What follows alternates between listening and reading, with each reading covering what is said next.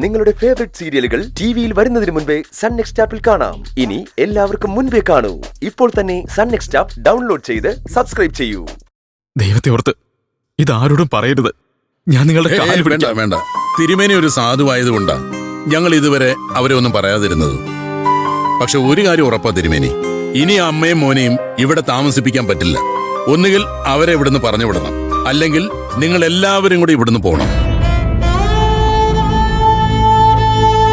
ഞാൻ വേണ്ടതും എന്താന്ന് വെച്ചാൽ ചെയ്തോളാം.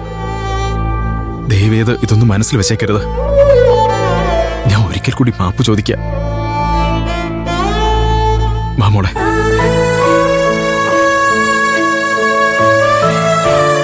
എന്തു ചെയ്യാനാ? ആ സ്ത്രീയും മോനും ആ സാധുക്കളുടെ പേരുകൂടി നശിപ്പിക്കും. ഓ, ഇങ്ങനെയുണ്ടോ ആർത്തി പണ്ടാരങ്ങൾ?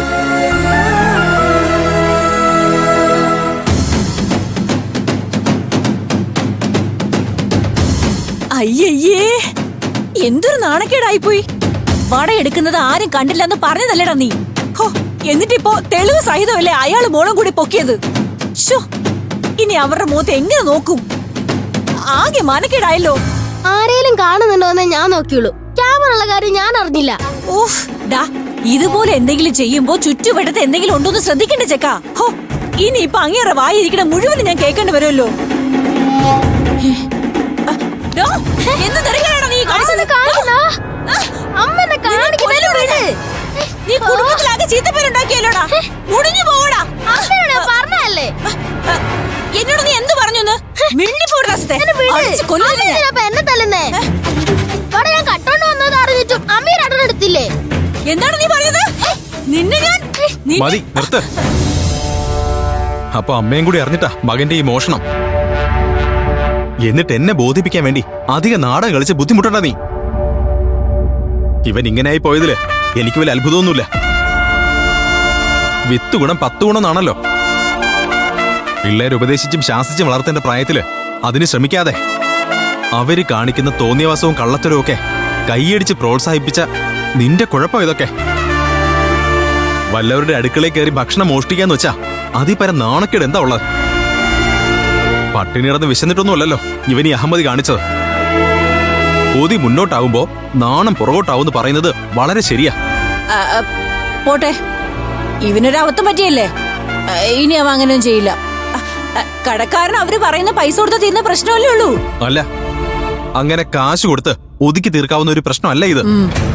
നിങ്ങൾ ഇവിടെ തുടരുന്ന ഓരോ നിമിഷവും അയാളും മകളും എന്നെയും എന്റെ കുഞ്ഞിനെയും സംശയത്തിന്റെ നിഴലിലേ കാണൂ. അല്ലേലും നിങ്ങൾ ഇവിടെ താമസിപ്പിക്കാൻ പറ്റില്ലെന്ന് അയാൾ തീർത്തു പറഞ്ഞു കഴിഞ്ഞു. അതുകൊണ്ട് അമ്മയും മോനും ഇന്ന് തന്നെ നാട്ടിലേക്ക് പൊയ്ക്കോണം. വൈകിട്ട് 4:30 നാട്ടിലേക്ക് ഒരു ബസ്സുണ്ട്. അമ്മയും മോനും അതീ കയറി പൊയ്ക്കോണം.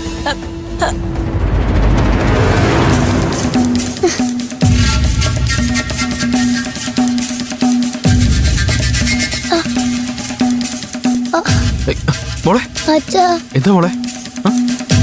നല്ല ക്ഷീണം തോന്നുന്നു. സാരമില്ല, മോള് കുറച്ചേരം കിടന്നോ.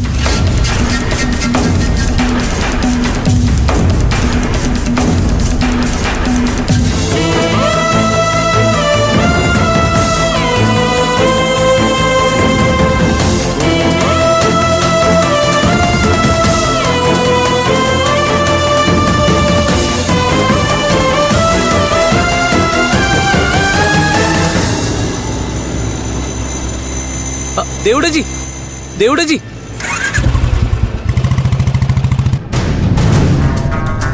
എവിടെടേ? കാശുമായിട്ട് വരും പറഞ്ഞ ആളെവിടെ? ഇനി നിന്നെ പറഞ്ഞു പറ്റിച്ചതാണോ? ഏയ്, അങ്ങനെ പറഞ്ഞു പറ്റിക്കുന്ന ആളൊന്നുമല്ല. നീ ഒന്ന് ക്ഷമിക്കേ. ആളിപ്പോ ഇങ്ങെത്തും. ആ, എത്തിയല്ലോ.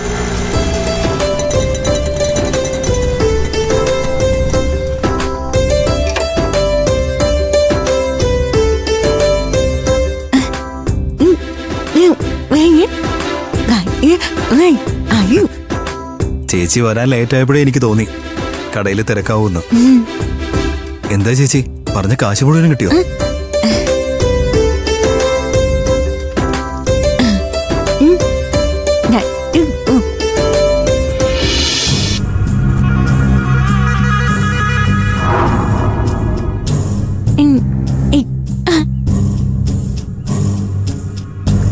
ആ ഇതെന്റെ ഫ്രണ്ടാ ചേച്ചി, അഭിരാജ്.